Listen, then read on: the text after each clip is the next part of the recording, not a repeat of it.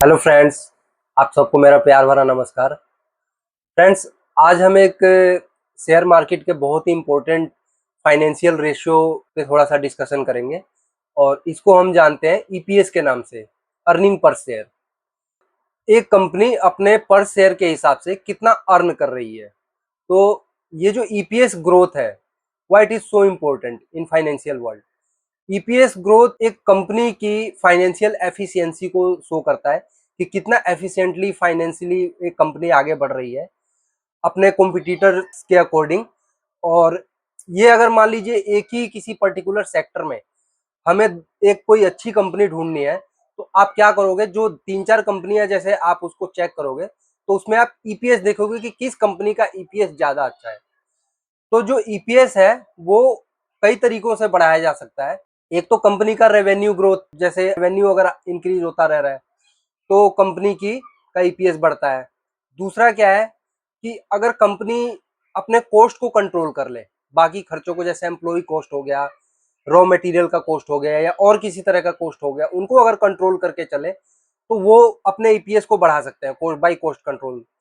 और तीसरा एक होता है कि कंपनी के पास अगर मान लीजिए फ्री कैश फ्लो अच्छा आ गया है, कंपनी कैश रिच कंपनी है, तो वो अपने अपने ही शेयर को बाई बैक कर सकते हैं। बाई बैक से क्या होता है कि नंबर ऑफ आउटस्टैंडिंग जो शेयर्स होते हैं कंपनी के, वो कम हो जाते हैं। इससे कंपनी का ईपीएस बढ़ जाता है और इससे इन्वेस्टर्स को बेनिफिट होता है। तो ये एक कंपनी की फाइनेंशियल एफिशिएंसी को ईपीएस अच्छी तरह से बढ़ा देता है। अब ईपीएस इतना इंपॉर्टेंट क्यों है? एक कंपनी का जो ईपीएस है वो बढ़ना बहुत ही जरूरी है एक शेयर के प्राइस को बढ़ने के लिए। अगर कंपनी का पीई रेशियो 20 है और कंपनी का ईपीएस जो है 10 है, तो हम क्या करेंगे, इसको पीई मल्टीप्लाई में ईपीएस कर देंगे। तो 20 मल्टीप्लाई में 10 आप करोगे तो 200 शेयर का प्राइस हो गया वो। अगर मान लीजिए यही ईपीएस 10 से 15 हो जाता है, तो आप उसको कैसे कैलकुलेट करोगे? 20 जो पी रेशियो था मल्टीप्लाई में 15 कर दीजिए, तो अब जो शेयर का न्यू प्राइस होगा वो 300 होगा।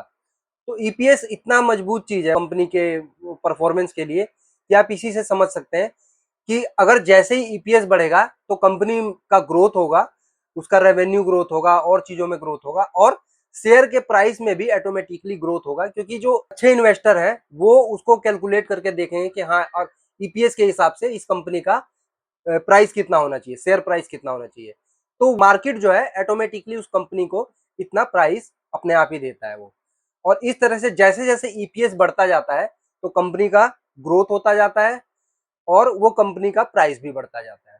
तो इसलिए ईपीएस जो है वो आपको देखना बहुत जरूरी है। बट ईपीएस को कभी भी अकेले नहीं देखना चाहिए। ईपीएस के साथ आपका रेवेन्यू ग्रोथ हो गया, कैश फ्लो हो गया, मतलब फ्री कैश फ्लो कितना अच्छा आ रहा है, डेट इक्विटी रेशियो देखना जरूरी है, आरओसी आरओई ये सब चीजें भी देखना जरूरी है। मतलब इनको कंबाइन करके हमें लास्ट में ईपीएस को देखना होता है।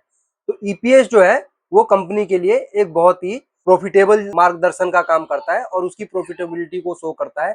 और ईपीएस के वजह से ही कंपनी का शेयर प्राइस इंक्रीज होता है। तो थैंक यू दोस्तों।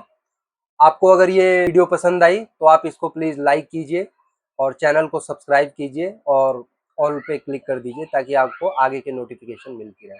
Thank you guys.